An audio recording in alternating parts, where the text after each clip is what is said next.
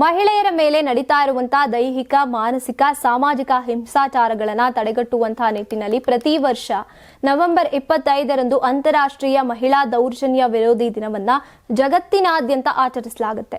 ಮಹಿಳೆಯರ ಸುರಕ್ಷತೆ ಮತ್ತೆ ಗೌರವಕ್ಕೆ ಈ ದಿನ ಮಹತ್ವದ ಸಂದೇಶವನ್ನ ನೀಡುತ್ತೆ. 1990ರಲ್ಲಿ ಡೊಮಿನಿಕನ್ ರಿಪಬ್ಲಿಕನ್ನಲ್ಲಿ ಮಿನರ್ವಾ, ಮರಿಯಾ ಹಾಗೇನೆ ಪ್ಯಾಟ್ರಿಯಾ ಮಿರಾಬೆಲ್ ಸಹೋದರಿಯರನ್ನ ಸರ್ವಾಧಿಕಾರಿ ಆಡಳಿತದ ವಿರುದ್ಧ ನಿಂತಿದ್ದಕ್ಕಾಗಿ ಕ್ರೂರವಾಗಿ ಕೊಲ್ಲಲಾಗಿತ್ತು.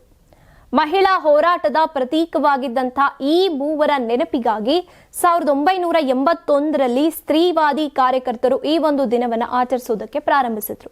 ಅದಾದ ಮೇಲೆ 1999ರಲ್ಲಿ ವಿಶ್ವಸಂಸ್ಥೆ ಅಧಿಕೃತವಾಗಿ ಈ ದಿನವನ್ನ ಅಂತಾರಾಷ್ಟ್ರೀಯ ಮಹಿಳಾ ದೌರ್ಜನ್ಯ ವಿರೋಧಿ ದಿನ ಅಂತ ಘೋಷಿಸಿದೆ. ಹೆಣ್ಣನ್ನ ದೇವಿಯಾಗಿ ಪೂಜಿಸುವಂತಹ ನಾಡಿನಲ್ಲಿ ಅದೇ ಹೆಣ್ಣಿನ ಮೇಲೆ ದೌರ್ಜನ್ಯ ನಡೀತಾ ಇರೋದು ದೊಡ್ಡ ವಿಪರ್ಯಾಸ.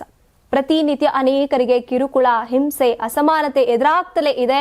ಪ್ರಪಂಚ ಎಷ್ಟೇ ಅಭಿವೃದ್ಧಿ ಆಗಿದ್ರು ಮಹಿಳೆಯರ ಮೇಲೆ ಹಿಂಸೆ ಇನ್ನೂ ಕೂಡ ಸಂಪೂರ್ಣವಾಗಿ ನಿಂತಿಲ್ಲ. ಈ ದಿನದ ಉದ್ದೇಶ ಕೇವಲ ನೆನಪಲ್ಲ, ಜಾಗೃತಿ ಮೂಡಿಸುವಂಥದ್ದು. ಮಹಿಳೆಯರ ಹಕ್ಕುಗಳ ಬಗ್ಗೆ ಸಮಾಜಕ್ಕೆ ಅರಿವನ್ನ ನೀಡೋದು, ದೌರ್ಜನ್ಯವನ್ನ ಎದುರಿಸೋದಕ್ಕೆ ಧೈರ್ಯ ನೀಡೋದು, ಹೆಣ್ಣು ಮಕ್ಕಳು ಭಯ ಇಲ್ಲದೆ ಮುಕ್ತವಾಗಿ ಬದುಕುವಂತ ಹಕ್ಕು ಹೊಂದಿದ್ದಾರೆ ಅನ್ನೋದನ್ನ ಈ ದಿನ ನೆನಪಿಸಲಾಗುತ್ತೆ. ಇನ್ನು ಮಹಿಳೆಯರ ಸುರಕ್ಷಣೆ ನಮ್ಮೆಲ್ಲರ ಜವಾಬ್ದಾರಿ. ಮನೆಯಲ್ಲಿ, ಕೆಲಸದ ಜಾಗದಲ್ಲಿ, ಸಮಾಜದಲ್ಲಿ ಎಲ್ಲಾ ಕಡೆ ಗೌರವ, ಭದ್ರತೆ, ಸಮಾನತೆ ಮತ್ತೆ ಬೆಂಬಲ ದೊರಕುವಂತ ಪರಿಸ್ಥಿತಿಯನ್ನ ನಾವು ನಿರ್ಮಿಸಿದಾಗ ಮಾತ್ರ ನಿಜವಾದ ಬದಲಾವಣೆ ಸಾಧ್ಯ.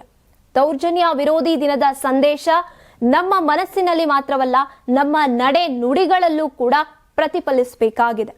ನೀವು ಸಣ್ಣ ಆಗ್ಬೇಕಲ್ವಾ? ಅದು ಒಂದು ಉತ್ತಮ ಆಹಾರದಿಂದ ಸಣ್ಣ ಆಗ್ಬೇಕಲ್ವಾ? ಪ್ರತಿದಿನ ನಮ್ಮ ಜೀನಿ ಸ್ಲಿಮ್ ನ ಯೂಸ್ ಮಾಡಿ ಯಾವುದೇ ಸೈಡ್ ಎಫೆಕ್ಟ್ ಇಲ್ದಂಗೆ ನೀವು ಸಣ್ಣ ಆಗ್ತೀರಾ.